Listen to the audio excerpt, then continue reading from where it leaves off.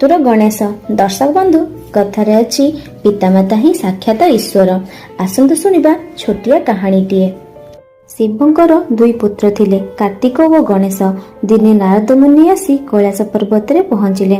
ଦୁହିଁଙ୍କ ମଧ୍ୟରେ କିଏ ଶ୍ରେଷ୍ଠ ଏକଥାକୁ ନେଇ ଝଗଡ଼ା ଲାଗିଲା। ନାରଦ ମୁନି କହିଲେ, ଯିଏ ପୃଥିବୀ ଚାରିପଟେ ଘୁରି ଆସି ଆଗେ ପହଞ୍ଚିବ ସିଏ ହେବ ଶ୍ରେଷ୍ଠ।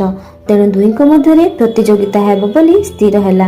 କାର୍ତ୍ତିକ କହିଲେ, ଆମେ ଦୁଇ ଜଣ ଏକା ସମୟରେ ଏହି କୈଳାସ ପର୍ବତରୁ ବାହାରିବା। ପିତା ଶିବ ଓ ମାତା ପାର୍ବତୀ କୈଳାସ ପର୍ବତ ଉପରେ ବସିଥାନ୍ତି। ଦୁହେଁ ସେମାନଙ୍କୁ ପ୍ରଣାମ କରି ବାହାରିଲେ। ନାରଦ ମୁନିଙ୍କୁ ବିଚାରପତି ଭାବେ ଠିକ୍ କରାଗଲା। କାର୍ତ୍ତିକ ବାହନ ମୟୂର। ସେ ମୟୂର ଉପରେ ବସି ଆକାଶକୁ ଉଠିଲେ। ଆକାଶରେ ଖୁବ୍ ବେଗରେ ଉଡ଼ି ଉଡ଼ି ଚାଲିଲେ। ଗଣେଶଙ୍କ ବାହନ ତ ମୂଷା। ସେ ମୂଷା ପିଠିରେ ବସିଲେ। ମୂଷାଟି ଧୀରେ ଧୀରେ ଧୀରେ ଧୀରେ ଚାଲୁଥାଏ। ଗଣେଶ ପିତାମାତାଙ୍କ ବସିବା ସ୍ଥାନର ଚାରିପଟେ 3 ଥର ବୁଲି ଆସି ସେଠାରେ ପହଞ୍ଚିଲେ। ଗଣେଶଙ୍କର ଏଭଳି କାର୍ଯ୍ୟକୁ ନାରଦ ମୁନି ଠିଆ ହୋଇ ଦେଖୁଥାନ୍ତି।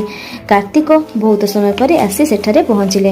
ସେ ସେଠାରେ ଗଣେଶଙ୍କୁ ଦେଖି ଆଶ୍ଚର୍ଯ୍ୟ ହୋଇଗଲେ। ସେ ପଚାରିଲେ, ତୁମେ କ'ଣ ସାରା ପୃଥିବୀଟାକୁ ଘୁରି ଆସି ଏତେ ଶୀଘ୍ର ପହଞ୍ଚିଗଲ? ସେ କହିଲେ, ଭାଇନା, ତୁମେ ତ ପୃଥିବୀକୁ ଥରେ ମାତ୍ର ବୁଲି ଆସିଲ, କିନ୍ତୁ ମୁଁ ପୃଥିବୀକୁ 3 ଥର ବୁଲି ଆସିଲିଣି।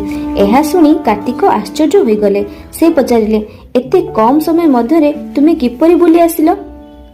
ଏହା ଦେଖି ଦୂରରୁ ପିତାମାତା ଅଳ୍ପ ଅଳ୍ପ ହସୁଥାନ୍ତି। ଗଣେଶ ଉତ୍ତର ଦେଲେ, ପିତାମାତା ହେଲେ ପୃଥିବୀ ଠାରୁ ବଡ଼।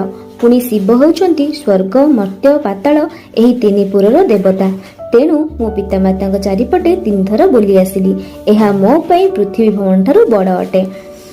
ଶିବ ଗଣେଶଙ୍କ ଉପସ୍ଥିତ ବୁଦ୍ଧି ଦେଖି ଆନନ୍ଦିତ ହେଲେ। ତାଙ୍କୁ ଆଶୀର୍ବାଦ କଲେ। ତେଣୁ ପିତାମାତାଙ୍କ ଠାରୁ ଆଉ କେହି ବଡ଼ ନାହାନ୍ତି।